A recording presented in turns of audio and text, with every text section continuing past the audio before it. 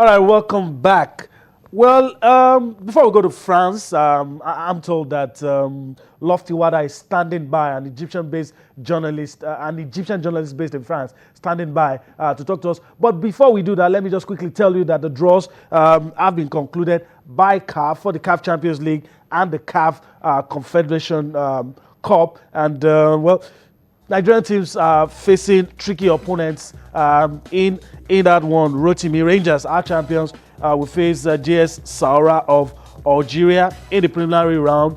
The Algerian club side will host the first leg. As you also know, Rivers United will face AS Bamako of Mali. Then FC Ifeanyi Uba will face Al Masry, and of course, Wiki Tourist too also have another tricky opponent. But let me really allow you to react to some of those preliminary draws. Yeah, starting with Rangers, I think it's a tough one. The team they're facing, the Algerians, finished second in their league last time, just behind the champion. So they are facing a tough opponent in court. I'm talking about Rangers International of Enugu. But then again, we know they have a good squad, even though they're losing some of their best players, to the foreign, to some foreign club sides. But I think they should be able to negotiate this one, probably have a good result in Enugu, and then hope for the best, or for the best of results when they go to the north. It's not always easy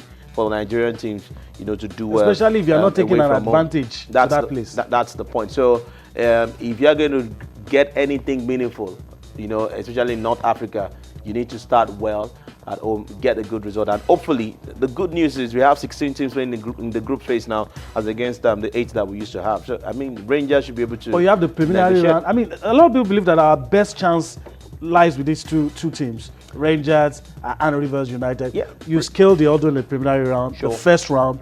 Then you get to that stage where you play the mini league, 4 teams in each group. Rivers United, I think they've done pretty well for themselves. Winners of the Super 4 went on this good Spain tour, had a good preseason against Spanish oppositions. I think it should be cool, I mean, it's safe to say that Rivers United can negotiate the Bamako side. We're all West Africans. That's more like a 50-50 for me. And I think home advantage will count in this particular situation. But for Rangers, it's a bit tricky. It's not Africa. Same thing with the guys in the CAF Confederations Cup. Ifeanyi Uba, Al Masry, they are, how will I put it, they are known to always play in the CAF Confederations Cup. So, and then it's the first time for Ifeanyi Uba.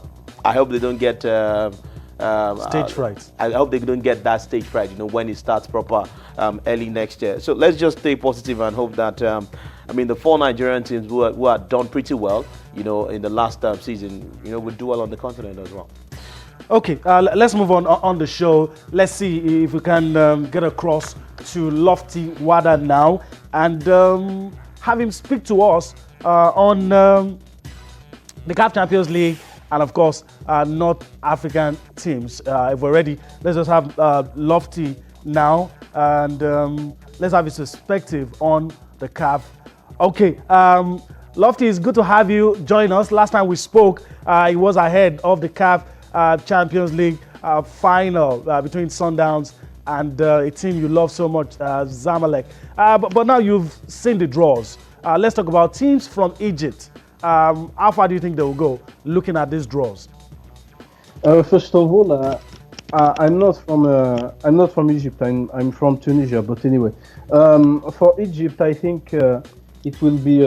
I think both Zamalek and Al Ahly should go, considering their power, their financial power, their level. I think they both should go in the group stages because. Okay. If they don't reach group stages, I think logically Al Ahly will face Bidvest Wits of South Africa, because Bidvest Wits I think will play a punching ball team from Seychelles. I think Saint Michel United or something like this. So they will basically eliminate them pretty easily, and Zamalek will face logically the winner of JS Saoura, the runner-up of Algerian League last year. They are not much known, as you know, as GS Kabylie, for instance, or USMA Alger. But if they manage to get, I think, a second spot in this league, I think they are pretty good. And yes, it will be either them or the Enugu Rangers. So it will be a pretty tight game. Even moreover that the winner of Rangers and GS Saura will host the return leg against Zamalek, and you know as me, and even better than me, that it's a massive thing when you play in Africa to host the return leg when you can do almost the impossible. All right. Let's quickly talk about the new format, Lofty. Do you think the big teams will have an advantage or experience? Talking about the CAF Champions League now, the new format will it favor the big sides, the Zamaleks, and those big teams? I think personally, you know, it was announced that there will be an expansion of group stages, I immediately think that, in my opinion, it was done to protect teams, for instance, like Esperance, El Ahly, TP Mazembe, who failed in the past. If you remember well, in 2014, 2015, many of them failed to reach the group stages, and I think, in my opinion, it's only this expansion is only a way to protect them. And we saw with the draw in a certain way that everything they have, for instance, the Zamalek, the Ahly, the Esperance Etoile, have a high way to the group stages and to the money zone. So I think it's only a thing like this, and I don't believe that it's a way, as said many people and even some officials, it's a way to give opportunity to small teams to reach the group stages, etc. I only think it's a way to protect big sides.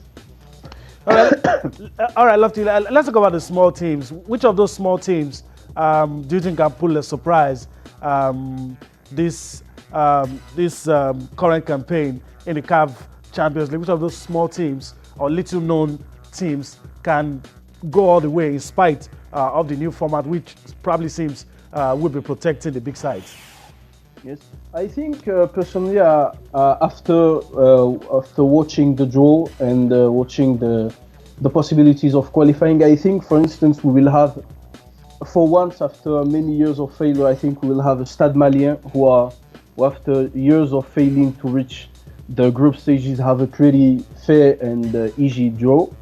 And we will have Young Africans of Tanzania, which last year, after reaching the CAF Confederation Cup group stages, I think they have quite a nice draw to